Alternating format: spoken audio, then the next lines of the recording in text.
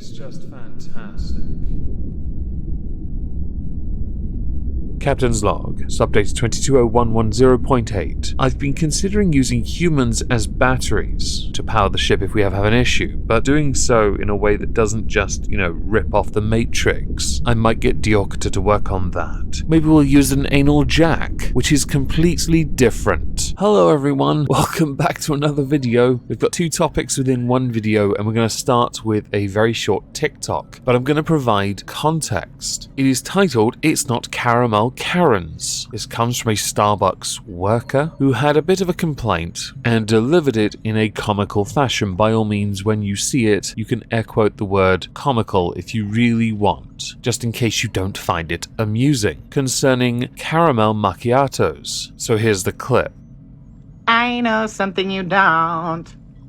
I know something you will never know. Now, because that video is quite short and without additional context, we don't have a lot to go on. For example, it would be rather amusing to see a customer actually order a caramel macchiato with additional caramel syrup. And as is well established, in all forms of retail, the customer is always wrong. But of course, if a customer has placed an order, just go with it. They're still wrong, there's caramel already in it, chances are they just want more. Many people in the comments to that particular TikTok have criticized the Starbucks employee for the misuse of the word Karen. And there's a point to it, it's why you don't get an entire video. Just because customers, knowing that there's caramel already in their drink, ask for additional caramel does not mean that they are a Karen. It just means they're fat and they have a really sweet tooth. And I'm going to insert this before someone says, oh, there's no caramel in a caramel macchiato. In this, actually what they do is they drizzle caramel on top anyway. So when a customer asks for more caramel on top of the froth, the foam, what they're doing is guaranteeing that caramel sinks to the bottom really fast. I know, genius stuff, right? Still not quite worthy of the title, the vaunted title of Karen. And by the way, I'm basing this on Starbucks' own website where they explain what is in a caramel macchiato. Now, some have commented that the whole Karen part was not about people not knowing. It's about the people who get mad about it and argue, but without additional context in the video form that is. Of course, we need visual evidence. It is nothing more than anecdotal evidence, which is why many people pounced on this and said, you've misused the word Karen because you've not given anything beyond the, oh, it's vanilla syrup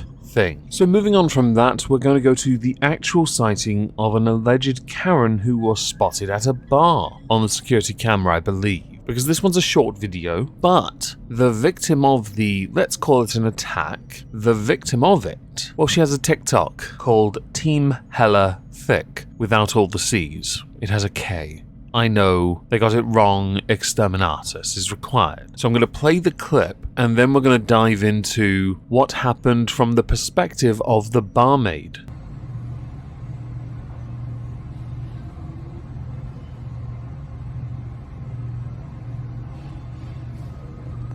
Wait, I missed it.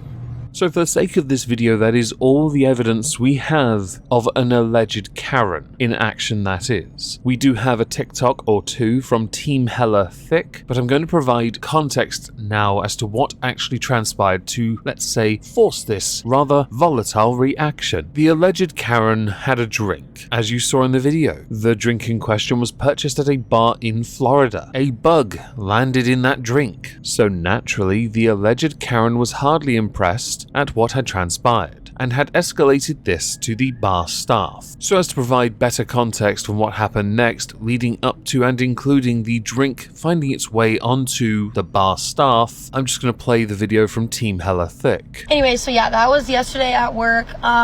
So basically, it was very slow for a Sunday actually, but it was really nice outside. People were at the beach, whatever. I work at this place, it's literally on the beach. So like you walk up, get drinks, go back down to the beach. So this lady comes up, she gets a couple drinks, pays for them. I make her the original drinks. She pays for them, leaves, goes down to the beach. I go about my day. There are two reasons I've had to interject. One is because of copyright, and the second is because this woman is a very good storyteller. Now try and work out if I'm being sarcastic or not. Like 10 minutes has gone by.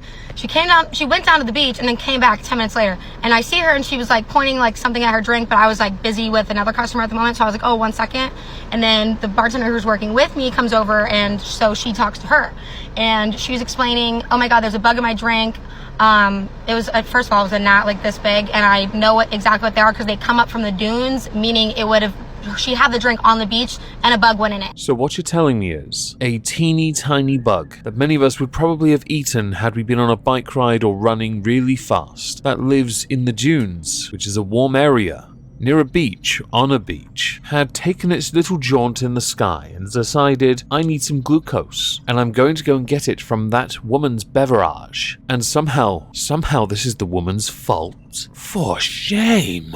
Jokes aside, when you live somewhere that's hot, don't be surprised if a bug finds its way into your drink, not only because it be refreshing, but also because it may well have something that attracts them, like alcohol. We all like alcohol, especially in the dunes. It wasn't a bug that was in the drink when I made it for her.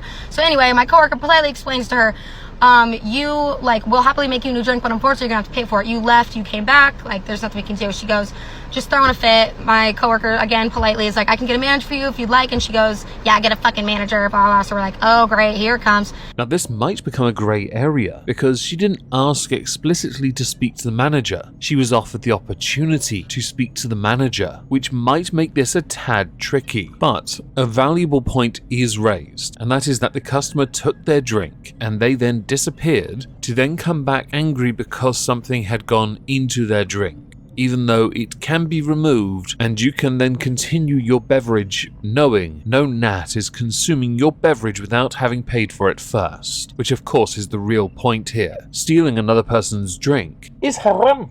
So we go get our manager. That was the guy in the blue shirt who was talking to her, and honestly, he would have given her a free drink if she had just been nice about it, because it's not that huge of a deal. Come on, lady. But so she lifts up the drink when she doesn't hear what she wants to hear, and it looks like she's going to throw it at my manager. My manager's like, you really want to do that? What we're getting from this story is that the alleged Karen in question was not interested in negotiations, nor was she interested in a compromise. She just wanted to be angry for the sake of being angry. She wanted to create a scene for the sake of creating a scene. And when she realized that the manager was not the best option, even though one could argue any other person is not a good option as well, she has made the decision to go in a different direction and address a subordinate as a suitable replacement for not only not getting her own way, i.e. to be angry for the sake of being angry and to make a scene for the sake of making a scene, and to address the subordinate, well, I think we all know what happens next, but perhaps it's best if it came from the bar staff themselves. And then she just looks at me and just throws it at me. And I'm like, girl, what did I do? I was so, the gall of this lady. And I'm just like, and then she fucking left. She booked it. She grabs her other drinks and just runs. And that was my manager, chasing after her. He stayed with her until the police came, because he was like, I'm gonna call the cops on you. That's assault. My manager. I was just staying there like, and I almost, it's not on the thing, but I was just breathing deeply, because I was saying to myself, don't choose violence, you like your job. Don't choose violence, you like your job. So yes, the alleged Karen was subjected to a police questioning. Let's go with that. Although it is worth adding at this point, that particular member of the bar staff has no intention on pressing charges. The manager might still want to be a dick about it, but quite frankly, it's too amusing. Do whatever you want. Just keep going. It's hilarious for me. That TikTok, the very first one you saw concerning the incident, has got over 1 million views since it has been made public, which is fantastic. Of course it is, because we get to see something really silly, and then we get additional context later, which then bring us to the point we now need to ask a question. Is the woman that threw the drink a Karen? The current score is 8 Karens to 10 non-Karens, and I do believe that this one, this one's close enough that I'm willing to say she is a Karen. But of course, when it comes to decisions like this, I defer to all of you. Hello, do let me know in the comments down below if you believe this person is a Karen, not the macchiato thing. No one cares. If you did like the video, please consider smashing the like. Please consider leaving a comment and sharing the video about. If I don't see you on Twitch tonight, have a cracking day, and thank you all very much for listening. Ta-ta.